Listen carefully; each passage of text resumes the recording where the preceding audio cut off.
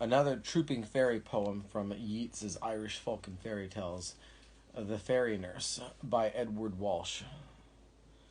Sweet babe, a golden cradle holds thee, and soft the snow-white fleece enfolds thee.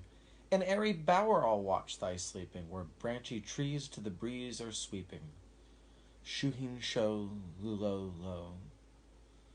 When mothers languish broken-hearted, when young wives are from husbands parted, ah, little think the keeners lonely, they weep some time-warned fairy only. Shuheen show, lulo, lo. Within our magic halls of brightness trips many a foot of snowy whiteness, stolen maidens, queens of fairy, and kings and chiefs a sluagh-shee airy. Shuheen show, lulo, lo. Rest thee, babe, I love thee dearly, and as thy mortal mother nearly. Ours is the swiftest steed and proudest that moves where the tramp of the host is loudest. Shuheen show, lulo, lo. Rest thee, babe, for soon thy slumbers shall flee at the magic Colchie's numbers. In airy bower I'll watch thy sleeping, where branchy trees to the breeze are sweeping. Shuheen show, lulo, lo. For those that are interested, background on this poem is that this is actually a subcategory of trooping fairies called changelings.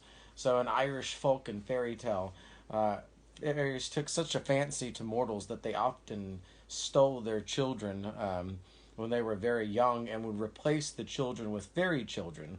And they were so enchanted that the mortal men and women couldn't tell the difference between them and the fairy child. Sometimes they'd raise the fairy child their entire life. Sometimes it would be no more than a log that the fairy enchanted long enough for the parents to see the log wither away and die. So, very morbid. So it's a beautiful poem, but then you also realize the poem is about a fairy nurse talking to a mortal child that she recently kidnapped, pleading with this child to let her be its new mother. But often in these stories with the changelings, sometimes the children take to the fairy world and live a life of mirth, and sometimes they pine away, wishing for their mortal friends again, their mortal mother, their mortal father, their mortal brothers and sisters.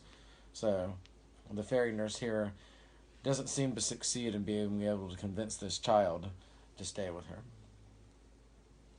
And that's it.